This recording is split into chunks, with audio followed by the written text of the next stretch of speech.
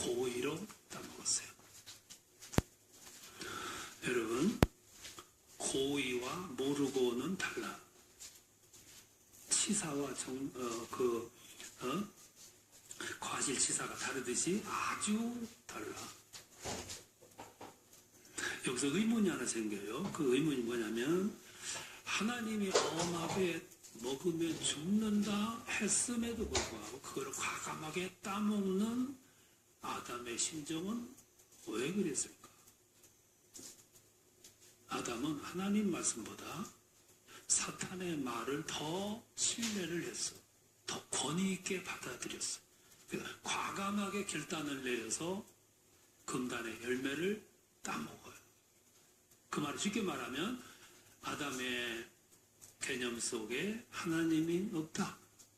하나님은 떠났다. 더 말하면 그는 우상을 섬겼다. 그 말이죠.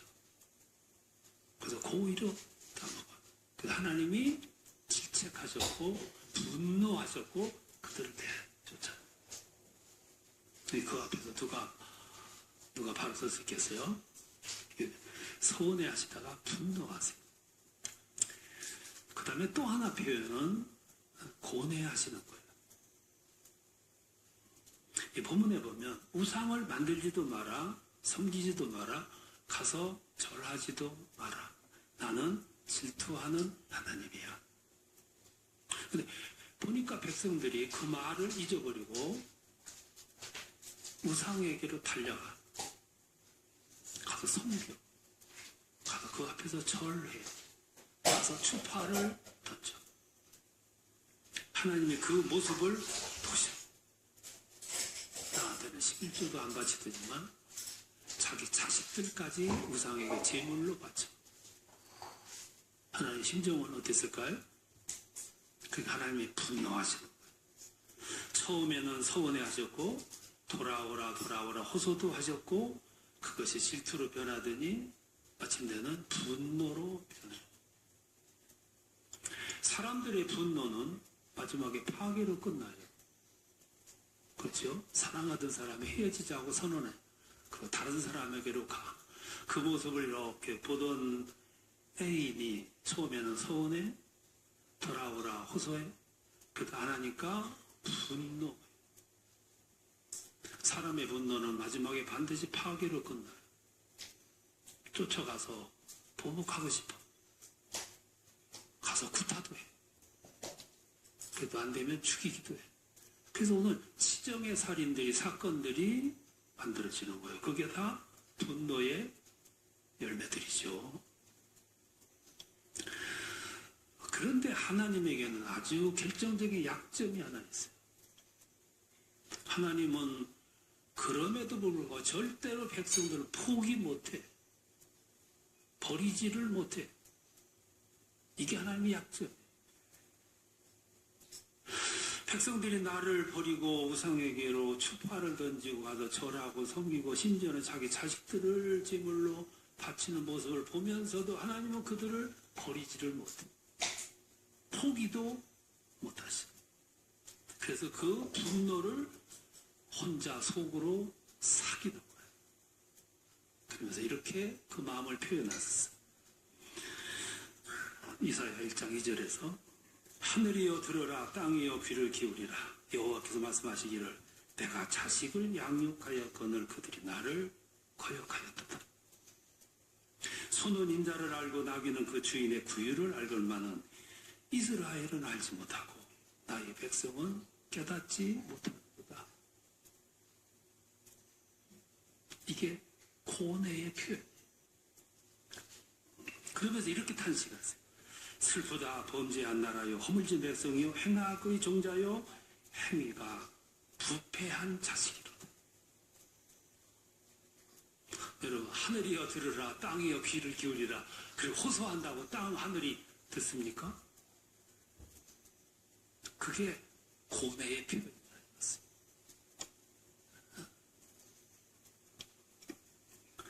고뇌. 그러면서 그 분노를 속으로 혼자서 사기시는 거예요. 그러다가 화가 나니까 하나님 매를 들어. 그래서 이 타락한 백성들을 내리치시기 위해서 채찍을 들고 막 달려가시다가 또 한 번 생각하셨어요. 이 백성은 원래가 타락한 백성인데, 종자가 타락한 백성인데, 깨닫지도 못하는데, 내가 진멸한다고 해도 이 백성들은 모르는데,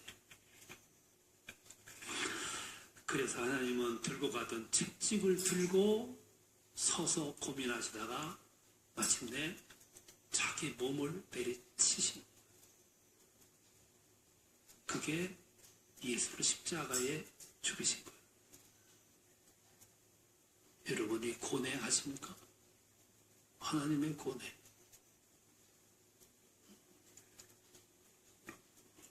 이사야가 그 심정을 이렇게 표현했어요. 53장에서 그가 찔림은 우리의 허물 때문이요, 그가 상함은 우리의 죄 때문이라. 여러분, 모든 사물을 겉에서 보면은 의미를 몰라요. 속을 봐요. 때로 부모들도 눈물을 흘리는데 겉으로 흘리는 게 아니라 속으로 눈물을 흘릴 때문에, 속으로 아픔을, 고뇌를, 슬픔을. 안 보이니까 자식들이 그걸 모르는 거예요. 부모의 아픔, 부모의 고뇌를 몰라. 하나님도 회초리를 들고 쫓아가시다가 이 백성들은 종자가 타락됐어. 때려도 몰라. 그래서 자기 종아리를 막 때리시는 하나님의 고뇌, 아픔을 누가 이해하겠냐. 그래서 아픔의 신학이라고 해서 거기서 이렇게 말하잖아요. 십자가 속에 들어있는 그 하나님의 아픔, 고뇌, 고민, 그거를 모르는 사람들은 십자가를 함부로 입에 담지 말라고.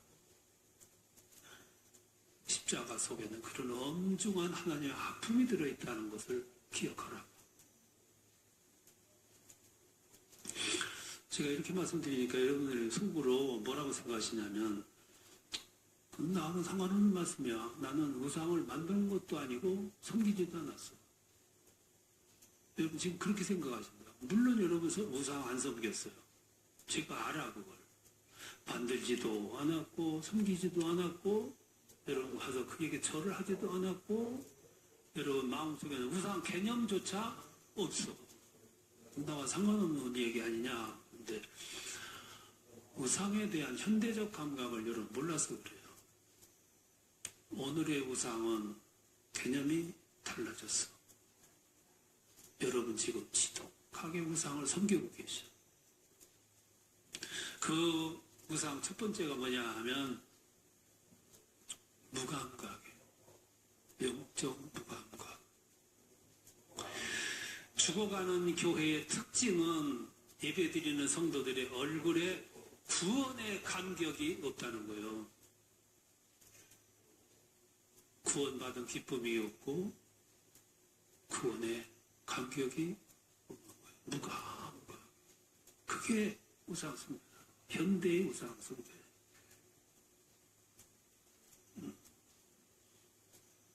그 말은 무슨 말이냐면 하나님을 향한 뜨거운 열정도 없고 사모함도 없고 간절함도 없고, 그 마음은 또 표현을 하면 내가 오늘 애인과 데이트를 나가는데 이미 마음이 떠났어.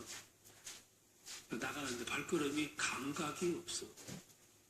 떨림도 없고 설림도 없고 기대도 없어. 그것도 사랑입니까? 또 오늘 우리들이 가지고 있는 우상숭배가 뭐냐면 평안추구예요. 오늘 현대인들의 최고의 우상이 평안입니다. 평안해지고 싶어. 연말 계획을 세우다가 보면 내년에 봉사할 부서를 이렇게 짜고 봉사할 사람들을 선정을 해요. 하나같이 안 하겠대요. 하나같이 회피하려고 그래. 하나님을 안 믿을 수는 없고 천당은 가고 싶고 땀 흘려 수고하기는 싫고 이게 오늘의 우상숭배야. 우상숭배.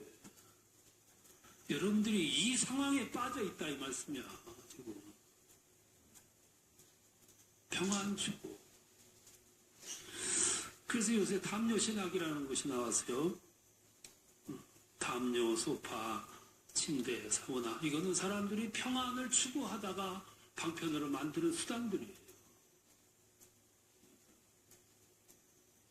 더 이상 신앙생활에서 수고하고 땀 흘리고 헌신하고 하려고 하지 않아. 오직 내 이익만을 위해서 일해. 오직 내 평안만을 위해서 살고. 지독한 우상숭배. 또 하나는 우선순위에서 하나님이 자꾸 밀려나는 거예요. 여러분 지금 살아가는데 관심, 생활 속에서 우선순위 1번이 뭡니까? 2번이 뭐고 하나님은 몇 번째입니까? 어느 어머니가 아들 내외를 데리고 살았어요. 화장실 가려면 아들 방 앞을 지나가야 돼. 하루 화장실 가기 위해서 이렇게 지나가는데 아들 내외가 짧게 이야기를 하고 웃으면서 손뼉을 치면서 재밌다고 그래. 무슨 얘기일까? 그냥 가셨더라면은 그날 괜찮았는데 들었어. 근데 며느리가 그래? 우리 집에서 첫째가 누구야? 당신이지.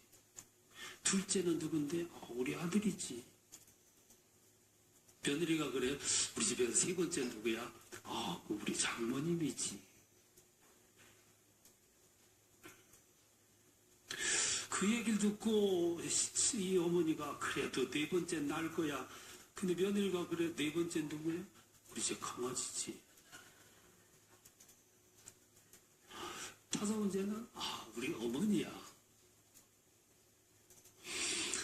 왜 그 얘기를 들어? 그냥 가지. 응? 우리 집에서 나는 다섯 번째구나. 기분이 안 좋아가지고 다음날 아침 일찍 집을 나가. 냉장고에다 쪽지를 붙였어. 1번 보아라, 5번은 노인정에 간다. 알고 보니까 나는 이 집에서 우선순위가 다섯 번째야. 여러분의 관심 속에서, 여러분의 생활 속에서 하나님은 우선순위 몇 번째입니까? 자꾸 밀려나는 거야. 그러고서도 우리는 우상숭배를 하지 않고 있다고 믿고 살아가. 굳이 또 하나 들자면 우리들의 신앙 속에서 초점을 잃어버렸어. 목표를 잃어버리고. 출애굽을 해서 가나안에 가는데 2주간이면 충분했어요. 근데 40년 걸렸어. 왜 그랬냐? 그 행진 속에 얼마의 부류들은 자꾸만 가난 모세의 뒤꿈치를 붙잡았어. 그리고 지금이라도 듣지 않았으니 애국으로 돌아가자. 목표를 잃어버렸고 초점을 잃어버렸어. 가나안을 잊어버렸어. 그 결과 40년 걸렸고 40년 후에 갔냐? 못 갔어. 불평하던 사람만 못 갔냐? 전체를 못 가게 만들었어. 초점 잃어서 그래. 길을 잃어버렸고 목표를 잃어버리고 타겟을 잃어버렸어. 오늘 교회들이 왜 혼돈하는데? 왜 교회들이 불평, 불망, 싸움, 갈라지고 분열하고 원인이 뭔데? 타겟을 잃어버리고 목표를 잃어버리기 때문에 부수적인 들 갖고 순서가 어땠느니, 체면이 어땠느니, 자존심이 어땠느니 부수적인 걸 가지고 떠드는 동안 교회는 혼돈하는 거예요. 혼돈. 여러분 생활 속에 우선순위 하나님은 몇 번이나 찾죠? 이 사순절을 기해서 우리는 나를 발견했으면 좋겠어. 나를 회복했으면 좋겠어. 우선순위도 회복했으면 좋겠어. 그리고 진정 하나님이 나의 삶 중앙에 와 계시고 우선순위 첫 번으로 회복이 되고 그 하나님 앞에 내가 담대히 나갈 때마다 구원의 기쁨이 나의 중심을 이루고 나의 전 존재를 증명하는 그 삶이 진정한 우상숭배와 멀어진 주님과 함께하는 삶이 이루어진다 이 말씀입니다.